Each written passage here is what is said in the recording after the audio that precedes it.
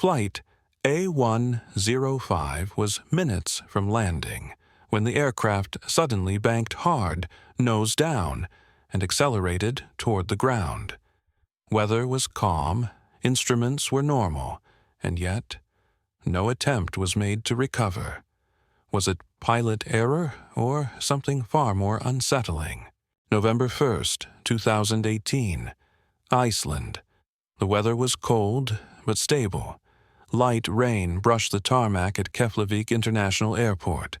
A typical morning. Gray, quiet, forgettable. On stand 10, a narrow-body aircraft sat in stillness. Airbus A321, registered as Tango Foxtrot, Delta Oscar Golf, operated by a low-cost carrier with growing ambition, WOW Air. The flight was scheduled as Flight W-1-1-7. Destination, Baltimore, United States. A 6-hour journey across the North Atlantic. On board, 186 passengers, 7 crew members, 2 engines, 1 plan. The aircraft had passed every check. It had flown 13 segments in the past 4 days. No issues. It had just returned from Slovenia, where it completed a major sea check, an intensive structural and mechanical inspection. Fresh from maintenance, it was, by all appearances, in perfect condition. Inside the cockpit, the captain, 45 years old, over 8,000 hours of flight time, reviewed the final checklist. The first officer, 43, monitored the fuel gauges. Both men knew the aircraft well. Both trusted it. The cabin was quiet. Passengers buckled in. Some stared out through rain-specked windows. Others scrolled silently through phones. Seatbelts clicked. Bags were stowed. Doors secured. At 15:47, clearance was granted. Flight W-1-1-7 was cleared for takeoff. The engines roared. The aircraft rolled forward, accelerating down runway 28. Rain lifted in mist behind it. And at 15:48, it left the ground. Initial climb was smooth. Everything behaved as expected. No warnings, no turbulence. The Airbus passed through 3,000 feet, then 5, 7. Then it happened. A soft tone. A single chime from the center console. Then a message. Small, unassuming, but unmistakable. ENG 2 oil quantity low. 3 words, nothing more. But in aviation, 3 words are enough to change everything. At first, it was routine. The captain leaned forward, checking the electronic display. The oil quantity in engine number 2 was dropping. 18.5 quarts at takeoff. Now, 3. Still no vibration, no change in sound, no pressure drop. But something was wrong, deeply, silently wrong. Moments later, the number hit 0, then disappeared. 2 blinking X's appeared in its place. The system was no longer receiving data. A second chime, another warning. ENG 2 oil press low. Now there was no question. This wasn't a faulty sensor. This was a real loss, a real leak. In the right engine, mid-climb, over water. Inside the cockpit, everything changed. But outside, the sky remained the same. Gray, quiet, deceptively calm. Flight W-1-1-7 had just lost its first engine. And that was only the beginning. The first officer kept his hands steady on the side stick. No sudden movements, no change in tone. They both understood the weight of the moment, though little was said. The checklist was opened without hesitation. QRH, Quick Reference Handbook. The section for oil quantity loss. Procedure confirmed. Monitor pressure and temperature. Cross-check for possible false indication. But this wasn't false. The pressure was falling. Slowly, then faster. The temperature remained within limits for now, but it wouldn't stay that way. Not without lubrication. There is a point in every emergency where hesitation becomes a liability. This was that point. The captain gave a single nod, and together they moved through the shutdown sequence, step by step. Every item called out, every switch confirmed. Engine 2 was silenced. Outside, the right wing dipped slightly as the thrust dropped away. The aircraft banked gently to the left, the autopilot compensating with quiet precision. From the cabin, no one would have known. There was no jolt, no announcement. Only the faint difference in tone, the subtle shift in balance, and the deepening silence from the right side. They weren't yet halfway across the ocean, but it was far enough to know that continuing was no longer an option. The captain made the call. Control, this is Flight W-1-1-7. We've shut down Engine 2 due to oil pressure loss. Request immediate return. The response came swiftly. Keflavík was notified. Runway 19 would be prepared. Wind light. Visibility good. Rescue services on standby if needed. It should have been a relief, a lifeline. But in the cockpit, something else appeared. Another shift. Not on the right side, but the left.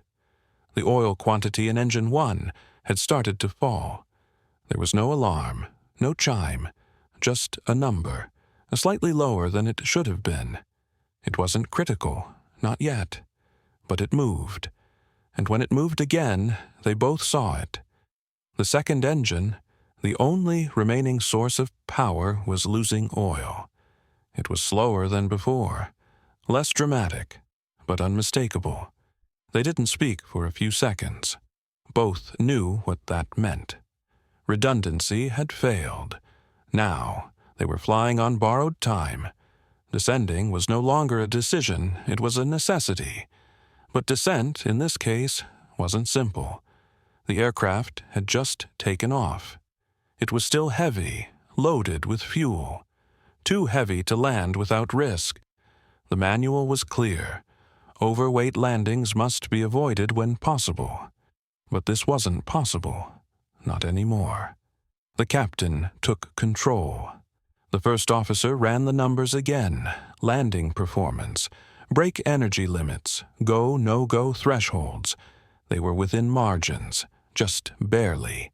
There was no time to burn fuel. No time to orbit. Every second in the air increased the chance that Engine 1 would follow the same path as Engine 2. The decision was made. They would land. Now, a call was made, declaring, "Pan, pan, pan, pan. We have shut down Engine 2. Engine 1 showing abnormal oil behavior. Requesting immediate landing. Runway 19. Permission granted." From the back, the lead flight attendant called forward. The captain gave a calm, measured briefing. Technical issue. Returning to Keflavík. Cabin crew prepared the cabin. Passengers were told to remain seated. Most accepted it without alarm. A few looked up, sensing something deeper beneath the calm voice. But there was no panic, just stillness. Outside, the coastline came into view, low, dark against the sea. The airport wasn't far, but neither was the threshold of failure. The Airbus began its descent. One engine, heavy weight, unbalanced thrust, wet runway. They had one chance, and no more engines to rely on. The descent was quiet. At altitude, the world had felt far away. A gray sheet of sky above, endless water below. But now, as the aircraft dropped through 8,000 feet, the shape of the land returned. Iceland's barren coastline edged into view, wet, low, unmoving. A runway, thin and dark, lay in the distance, not welcoming, but there, waiting.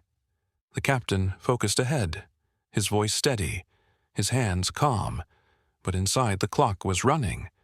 Not measured in minutes, but in pressure, in temperature, in the unspoken question of how long a wounded engine could carry a wounded aircraft. The first officer worked silently beside him. Call-outs confirmed. Checklists done. The aircraft, though damaged, was holding its line. One engine, one chance, no second attempt. They configured for landing. Flaps were extended, carefully. The drag increased, but the aircraft stayed on glide. Gear down. 3 greens. The system responded. The machine still obeyed. In the cabin, the atmosphere shifted. Even without knowing the details, people sensed what mattered. The change in pitch, the angle of descent, the way the flight attendants stood straighter, quieter. Words became few. Eyes began to search the windows, not for scenery, but for ground, for signs that the flight was ending soon. At 2,000 feet, the rain picked up. Thin droplets streaked across the windshield, blurring the lights ahead. The runway loomed longer now, real and solid, but not certain. The aircraft was heavy. The margins were tight. The performance calculations had shown that a landing was possible. Just one mistake, one misjudged flare, one delay in braking could be enough. The final checklist was read. Landing configuration confirmed. The captain disengaged the autopilot. He would land it himself. 500 feet. The aircraft rode the glide path, steady in descent. Slight rudder to correct for asymmetry. Reverse thrust would be limited. Directional control harder. The nose remained level. The engine still held. 200 feet. The runway lights burned through the mist. The surface was wet. No standing water, but slick. Every foot of pavement would be needed. The tires would be tested. The brakes pushed to their limit. 50 feet. The captain eased the nose up. A gentle flare. The ground approached, fast, closer, then sudden. The main gear struck first, firm but not hard. A deep, resonant thud. Then the nose came down, the spoilers deployed. The reverser activated on the remaining engine, partial, but enough. Brakes applied, held. The aircraft stayed straight. No drift, no shudder. It slowed, and then it stopped. A silence passed through the fuselage, not from relief, not yet. Just the absence of motion, the weight of what had not happened. In the cockpit, the captain kept his hands on the thrust levers for a moment longer, listening, waiting. Then he exhaled, a single breath, the kind that carries with it everything that wasn't said. The call was made. Tower W-1-1-7, on ground. Request tow to stand. No injuries, no damage, no fire. And yet, something had failed. Deep beneath the surface, the aircraft had survived.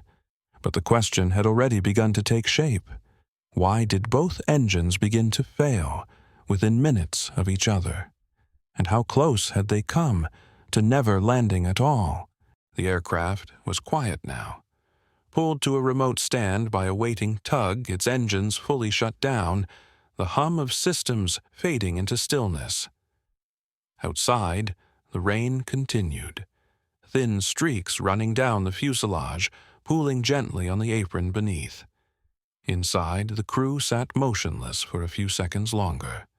Not from fatigue, not yet, but from that slow, sobering realization that they had walked a line much closer than they had known. The passengers had disembarked without urgency. Some offered thanks, unaware of how close they had come to a very different ending. A few glanced back at the plane, not knowing what to feel. For most, it was just a delay, an inconvenience, but not a story they would retell with trembling hands. For the crew, it was different. In the maintenance hangar, hours later, the mood had shifted from tension to quiet investigation. The right engine cowling was opened first. A thin film of oil clung to the interior walls, not sprayed, not violently expelled. Just a slow, steady presence, exactly where it should never be. Technicians moved in silence, gloves on, lights adjusted, eyes narrowing as they traced the source. It didn't take long to find. The oil filter drain plug, not properly torqued. The safety wire, meant to keep it in place, had slack. There were no tool marks, no evidence of over-torquing or fatigue, no sabotage, just incomplete work. Work that had passed inspection, work that had been signed off, and then they opened the left engine. Same findings, the same plug, same wire, same potential failure. Only this time, the leak hadn't reached the threshold. Not yet. But it would have, given another hour, or maybe less. The realization came slowly, then all at once. This had never been a case of random failure. It was systemic, not in the engines, but in the process. The filter assemblies had been replaced 4 days earlier during scheduled maintenance in Slovenia. A C-check, comprehensive, methodical. The procedures followed, the boxes ticked. But as they reviewed the maintenance logs, the investigators noticed something off. The step-by-step instructions provided by the manufacturer had a flaw, not in the engineering, in the way the instructions were written. The torque check was listed after the reinstallation of surrounding components. Once everything was reassembled, the area was no longer fully visible. The safety wire, impossible to inspect without partial disassembly. But that step, clarifying when and how to verify, was missing. And the technician had followed the steps as printed, by the letter, which meant both engines had flown with improperly secured oil filters on an overwater route, with no alternate airports nearby. The aircraft had survived, but not by design, by luck, by the endurance of one engine that held just long enough. In the final report, the conclusion was clear: human factors, documentation oversight, procedural ambiguity. But the truth, the one that never made it into headlines, was quieter. The crew had flown a perfect flight, in an imperfect machine, and had they not turned back when they did, there would have been no report, no investigation, only silence. Somewhere, far out over the Atlantic,